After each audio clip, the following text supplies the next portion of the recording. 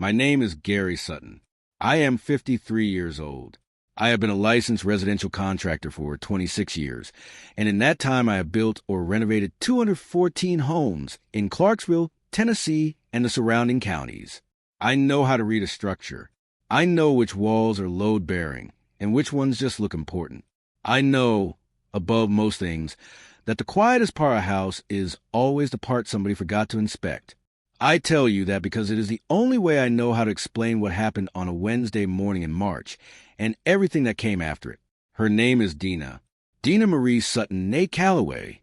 We married on June 14th, 2005, which makes 19 years in June, or would have, depending on how you're counting. She is a capable woman. I want to say that clearly and without spite, because it matters to the story. She is organized, she is deliberate, and she does not make moves she hasn't thought through. I understood this about her early, and I respected it for most of our marriage. She managed the household accounts with a precision I never could have matched. She kept a color-coded calendar on the refrigerator that had never once been wrong about anything. She remembered every appointment, every school deadline, every birthday in a circle of people that extended well beyond our own family. I use a joke that if you wanted to know what day it was, you didn't check your phone. You asked Dina. What I did not understand, until recently, was that she had been applying those same qualities to a plan I wasn't supposed to know existed. We have a daughter, Priya. She goes by Pri, always has, who is 24 and lives in Nashville working at a marketing firm she seems genuinely to like. We have a son, Caleb, who is 20 and finishing his second year at Austin P on a partial academic scholarship, studying civil engineering, which makes me prouder than I know how to say out loud. They are good kids. They are, without question, the best thing that came out of 19 years. This is not a story about them, and I want to be careful about that. They didn't choose their parents' problems, and they don't deserve to be props in either side's version of events. Welcome to Quiet House Stories. Get comfortable, and remember, the people in these stories had every chance to behave themselves. They just chose wrong. Drop a comment and let me know where you're watching from. Hit that like button and make sure you're subscribed. Trust me, you're going to love it here. The thing I want you to understand about what happened is that it didn't begin on a Wednesday morning with a manila folder. It began the way most things like this begin, with a quiet shift in temperature that you feel before you can name it. Somewhere around October of last year, Dina started having long phone calls she took in the sunroom with the door pulled shut. That by itself wasn't unusual. She's always been a private person, and I've always respected that. But these calls had a different quality to them. Shorter pauses, lower voice, and she'd come back into the kitchen afterward with a particular kind of stillness that I recognized from the 2 hard years we'd had in 2017 and 2018. It was a stillness of someone managing information they hadn't decided to share yet. She started asking questions about my retirement account in ways that felt more like research than conversation. Not confrontational, just precise.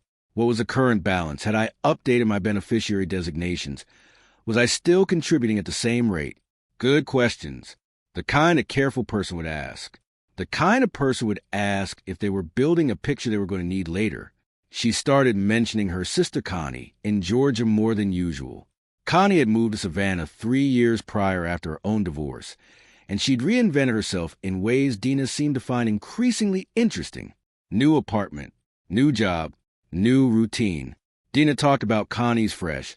Start the way you talk about a place you're thinking about visiting. I noticed that. I filed it. I am not a dramatic man. I don't make speeches. I don't slam doors. I don't pick up the phone and call my wife's sister to ask what's going on. What I do, what I have always done on job sites and in my marriage and in the 2 years when things went sideways with the business and I had to find a way through without losing everything, is notice and wait and build quietly. By November, I had noticed enough. On November 9th, a Thursday, at 4:23 in the afternoon, I called a man named Roy Dillard. I was sitting in my F-150 in the parking lot of the Home Depot on Wilma Rudolph Boulevard at the time.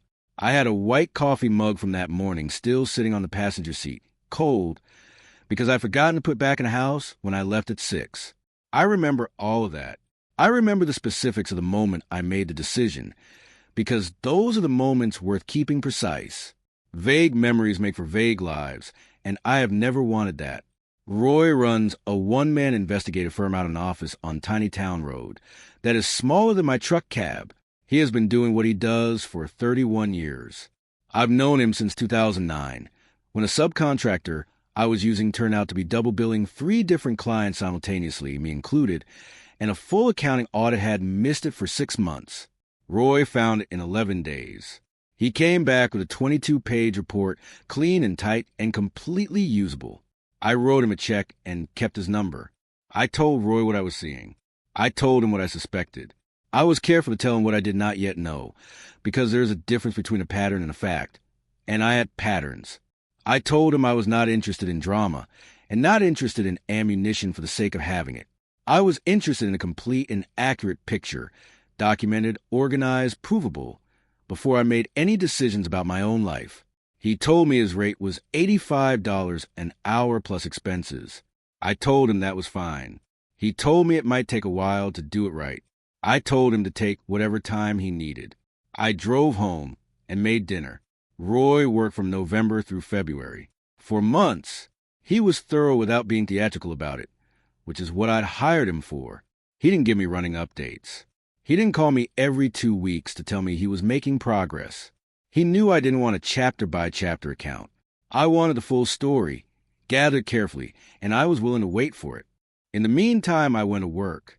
I ran the Hendricks Kitchen renovation on Edmondson Ferry Road. I oversaw a 2-bathroom addition out on Highway 48 that came in 4 days ahead of schedule. I coached Caleb's old Little League team for one Saturday in December as a favor to Danny Kowalski, who owns a hardware store on Madison Street, and has been a friend since our boys were 9 years old and playing on the same infield. I ate dinner across from Dina on the nights we were both home. I asked about her day. She asked about mine. I was present. I want to say that because I think it matters. Some men, when they make the decision I made in November, go somewhere else in their heads. They check out. They get distant and tight-lipped, and the marriage starts to freeze from the inside. I didn't do that. I was still there, still paying attention, still the man I'd been for 19 years. Because walking out of a marriage is one thing. Ghosting it while you're still standing in it is something else, and I wasn't willing to do that to either of us. Roy called me on a Monday, February 24th, 7:41 in the morning. I was on my second cup of coffee and about to head out to a framing job when my phone lit up with his number. He told me he had what I needed. I asked him if it was clean, by which I meant organized, documented, and provable in any venue that might require it. He said it was very clean. We agreed to meet at the coffee shop on Henderson Avenue at 9 o'clock. He was already there when I arrived. He had black coffee and a biscuit. I had black coffee. He slid a green file folder across the table. I opened it and I read quietly for about 11 minutes while he finished his biscuit and said nothing, because Roy Dillard understands that some people need to read in silence, and he is one of the few people I have ever met who can actually provide it. There is a particular kind of quiet that falls over a man when he stops being afraid and starts being certain. I've felt it twice before in my life. Once on a job site when I identified a load-bearing beam installed at the wrong angle and understood immediately what I was going to have to do about it. And once in a hospital waiting room in 2016 when my mother's cardiologist came through the door with a specific set of his shoulders, and I knew what he was going to say before he opened his mouth. This felt like that. Not loud, not satisfying in any way that I want to claim. Just certain. The folder contained 87 pages. Roy had documented 14 months of activity, beginning January 14th of the previous year, which told me that Dina's preparation had a considerably longer runway than I had given her credit for. There were printed records, time-stamped documentation, a 19-page narrative summary written in Roy's exact, economical handwriting, and a 1-page list he called significant contact events.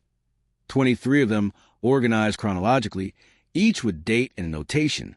She had been consulted with a divorce attorney named Dale Forsyth, whose office is on Dover Road, since January of the prior year. 8 formal meetings. A number of phone consultations Roy had logged by date. What she was building, as best I could understand from Forsyth's area of practice, was a case centered on the argument that her income over the previous 7 years had been the primary financial support of the household, while I had been, in the language these things get dressed up in, underperforming. I closed the folder after 11 minutes and set it on the table. Roy asked what I wanted to do next. I told him I wanted him to file copies with my attorney. He asked who. I told him Catherine Watson, family law practice on Providence Road. 22 years in the field, no drama, no theater, just paperwork and outcomes. Roy said he knew Catherine. I said most people in this county who work in this space know Catherine. He smiled slightly and told me he'd have copies to her by end of day Wednesday. I paid for both coffees. I drove back to the framing job. I worked until 4:30 and drove home. That night was a Monday, so I made pot roast and cornbread. That is what we do on Mondays in the Sutton house. Dina ate across from me and asked about the Henderson job, and I told her we were on schedule. She asked if Caleb had called recently. I said not yet, but I expected to hear from him that week. She nodded. We did the dishes. She watched something on television. I read for an hour and went to bed at 10:14 p.m. I lay there looking at the ceiling, not because I was afraid, but because I was being honest with myself about what was coming. That is an important distinction. Fear and honesty are not the same feeling, even when they arrive at the same time. On Tuesday, March 4th, I drove to Catherine Watson's office at 8:59 in the morning, which is the latest I ever arrived anywhere. Catherine was at her desk with reading glasses pushed up on her head and a yellow legal pad open in front of her. Roy's copies had arrived the previous day. She'd had 24 hours to work through them. She asked me what outcome I was looking for. I told her 3 things. I wanted the marriage dissolved cleanly and correctly. I wanted the asset division to reflect what was actually true about our 19 years together, not the selective account one attorney had been constructing for 14 months without my knowledge. And I wanted the whole thing handled without a courtroom if there was any reasonable path to that result. Catherine nodded and said that was her preference as well, always. She told me she needed 3 to 5 business days to prepare a proper response document and propose a meeting structure. I told her to take the time she needed. I went home. I went to work. I built things, which is what I do. On Wednesday morning at 6:47, I came downstairs to make coffee. I'd slept reasonably well, which surprised me some, but I think by that point the uncertainty was behind me, and certainty, even hard certainty, rests easier than the alternative. Dina was already at the kitchen table. That was unusual. She doesn't typically come down before 7:30. She was dressed and her hair was done, which meant she'd been up for a while.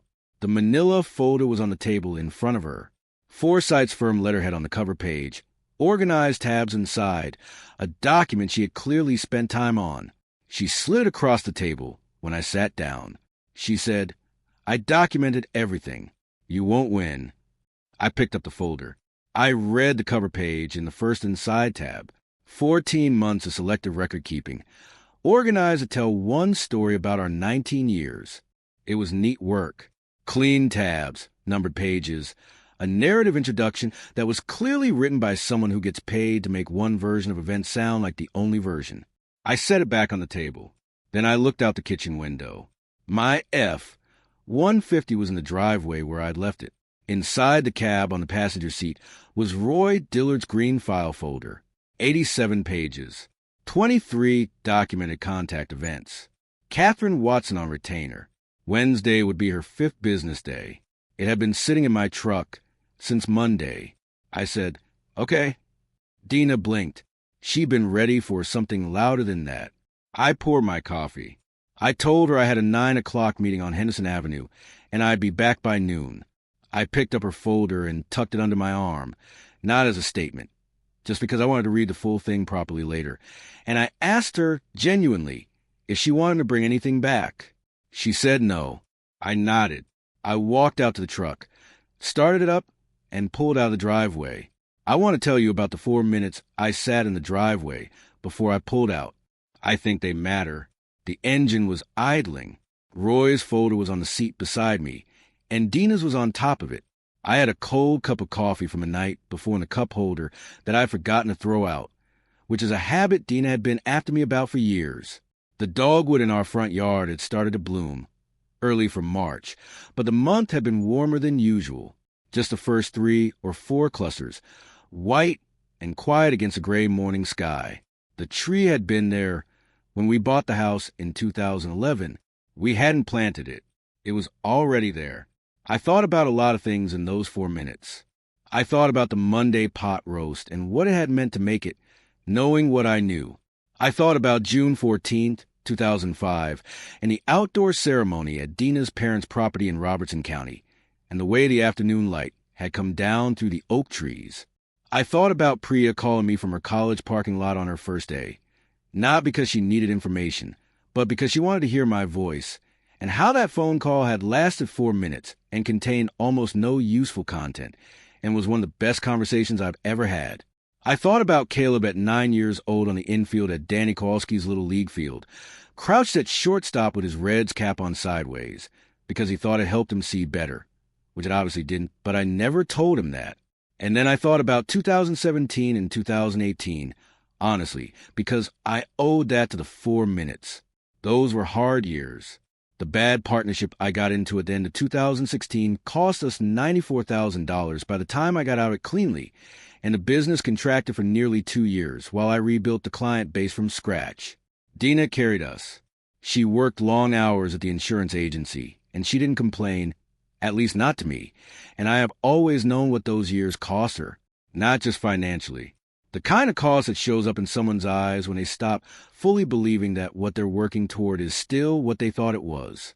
I think, and I've had time to think about this carefully, not in anger, that somewhere in 2017 Dina started keeping a ledger in her head, a running total, what she was owed, what had been taken from the plan she'd agreed to, what restitution might look like if she ever decided to collect. I understand how a person arrives at that. I don't think it makes her calculating or cold. I think it makes her human. And I think the years were genuinely hard. And I think a wound that goes unaddressed long enough stops being a wound and starts being furniture. Something you work around without looking at. Something that becomes so familiar you forget it was ever supposed to heal. The problem with a ledger like that is it has to be chosen to be put down. Nobody takes it out of your hands. And Dina never put it down, even after 2021.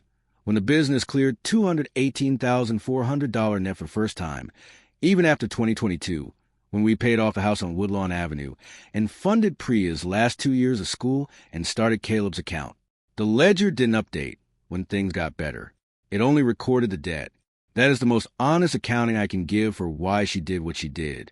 Not malice, not a character defect, a wound that calcified into arithmetic and eventually into a 14-month plan. The grief I felt in that driveway, sitting there with the engine idling and the dogwood just starting to open, was not for myself. It was for the marriage, for the version of us that had existed before Dina started keeping the ledger, and for the fact that I hadn't seen it happening in time to do anything about it, and for the plain fact that by the time I did see it, there was nothing left to do but make sure the ending was an honest one. I picked up Roy's green folder. I set Dina's folder on the dash. Then I backed out and drove to Henderson Avenue. Catherine Watson was already at the coffee shop when I arrived at 8:56. She had chamomile tea in front of her, steeped 4 minutes. She told me later, which is the only way she takes it, and her leather-bound document folio closed on the table beside her elbow. She had the particular quality of stillness that very competent people in difficult fields develop over time. The stillness of someone who has sat at a lot of tables and knows that the table is not the hardest part of the day. Roy came in at 8:58, ordered black coffee, sat across from Catherine with his biscuit. He gave me a nod. I set both folders on the table. We waited. Dina walked in at 9:03. She had followed me from the house, which I had considered likely. She had her phone in her hand and the posture of a woman who had been rehearsing a conversation for a long time and was ready to have it. She stopped when she saw Catherine. She stopped again when she saw Roy. You could watch the calculation happen in real time. Who these people were, why they were here, what it meant for the folder she'd slid across the kitchen table 90 minutes ago. She sat down. Nobody told her to. She just did. Catherine introduced herself without preamble. She said she represented my interest in the dissolution filing, and she'd be glad to forward her contact information to Mr. Forsythe's office, so they could correspond directly. T. Then she opened a leather folio and placed a single document in front of Dina, a 2-page summary of the documented findings, organized by date. Comprehensive and dry the way good documents always are. She said she thought it might save everyone a considerable amount of time if Dina had the opportunity to review it before the attorney spoke. Dina looked at the document. Then she looked at Roy. Then she looked at me. I was looking at my coffee. She made one attempt. She said, "You had me followed." Catherine said, evenly and without any particular inflection, that all documentation had been gathered within legal parameters and would be submitted to the court in full if the matter proceeded to litigation. She said it the way you described the weather forecast. Accurate, neither warm nor cold, simply the current conditions and what to expect. Dina looked at the document again. She picked it up. She stood up. She left. Roy finished his biscuit. Catherine closed her folio. She asked if I had any questions. I said no. She said she'd be in touch by Friday. We shook hands. I drove home. I went back to work. Catherine filed with the court that Thursday at 3:17 p.m. The response from Forsyth's office arrived 11 days later, on a Monday morning. It was considerably shorter than what Dina had prepared and slid across my kitchen table. I don't say that with any satisfaction. Shorter doesn't mean fair, and outcomes weren't the point. The point was accuracy, getting the complete record into the process, rather than the selected version. The weeks after the Henderson Avenue meeting had a texture I hadn't anticipated.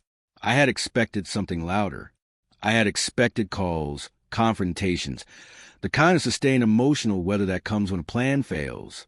What I got instead was a period of surprising quiet. Dina stayed in the house on Woodlawn for 6 weeks while the attorneys worked through the preliminary filings. We existed in adjacent rooms without much overlap. She cooked her own meals. I cooked mine. The color-coded refrigerator calendar was still there, still accurate, and neither of us took it down. There is something particular about sharing a house with someone after the decision has been made and before anything official has happened. You are still living the life you built together, the same kitchen, the same driveway, the same neighbors who wave when they go past, but you are doing it at an angle, like standing in a room where the floor has shifted 2 degrees. Everything looks the same. Nothing sits level anymore. Danny Kowalski called me on a Thursday evening in late March. He'd heard something through the channels that word travels in small cities, which is to say through 3 separate people before it reached him, none of whom had the full story. He didn't ask questions. He just said he was driving out to check on the Clarksville Speedway fence repair the following Saturday, and did I want to come along and hold the tape? I told him yes. We spent 4 hours on a Saturday fixing a chain-link fence that didn't particularly need 2 people, and we ate lunch at a diner on Highway 41A and talked about the Predators and whether Caleb's engineering program was going to lead anywhere practical, and he never once brought up Dina or the filing or any of it. That was the best 4 hours of that whole month, and I want to say that clearly, because sometimes the most useful thing another person can do is just be steady beside you without making it about the thing. Priya called me on a Saturday in April, 6 weeks after the Henderson Avenue meeting. She said her mother had given her a version of events. I told her I understood, and I was happy to give her my version whenever she felt ready to hear it. She was quiet for a moment. Then she said she wasn't sure she wanted either version right now, and I told her that was completely fair and that I meant it without any reservation. We talked about her job for a while. She'd been given a new account at the agency, a regional food brand, and she was putting together a campaign pitch she seemed energized by. I asked good questions and listened to her answers and didn't bring up anything else. Before she hung up, she said, "Dad, are you okay?" I told her yes. She said, "Not in a way where you say yes because you don't want to talk about it." I said, "No, actually yes." She said, "Okay."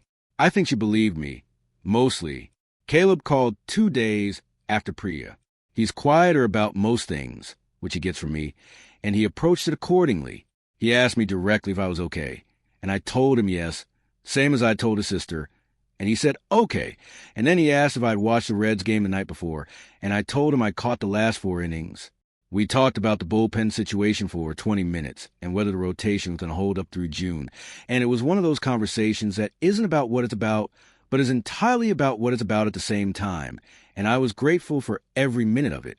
His Reds cap is still on the hook by the back door of his childhood bedroom in the house on Woodlawn. I thought about that after I hung up. The house sold on May 12th.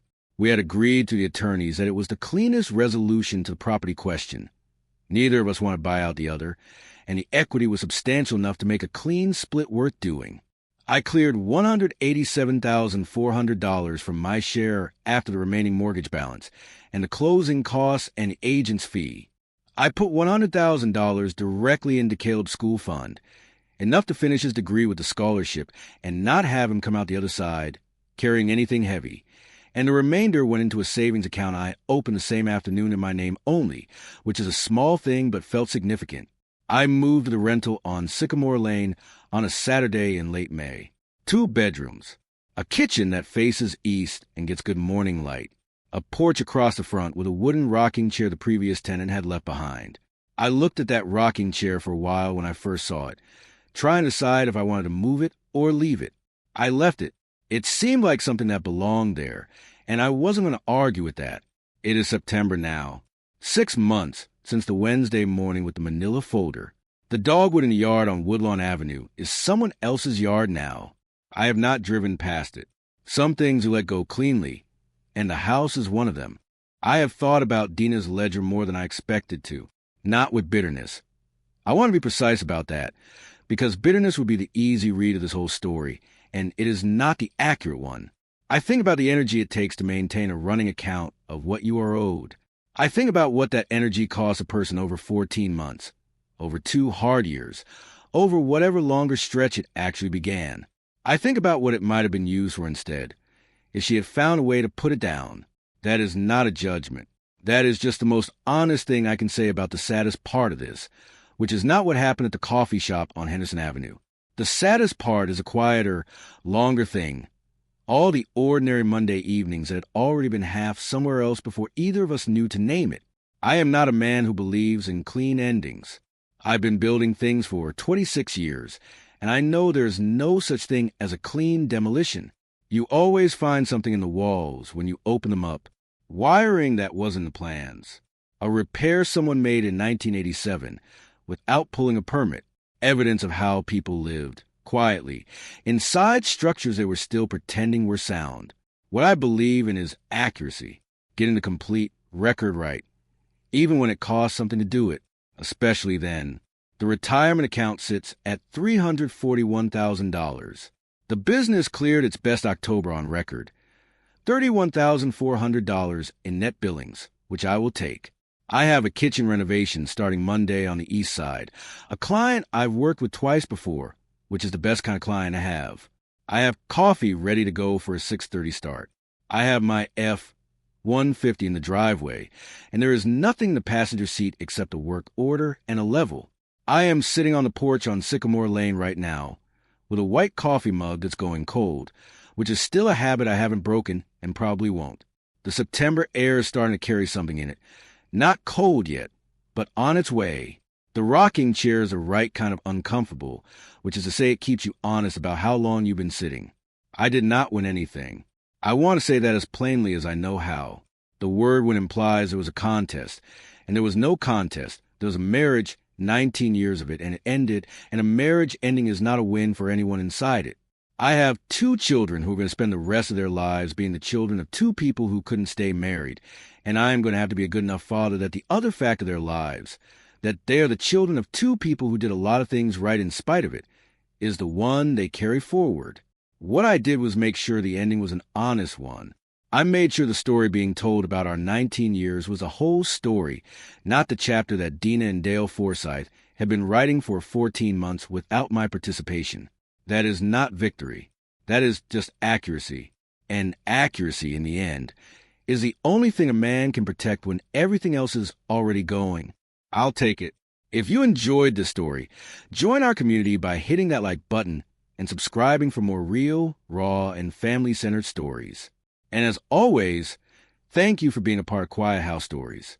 I will see you on the next one.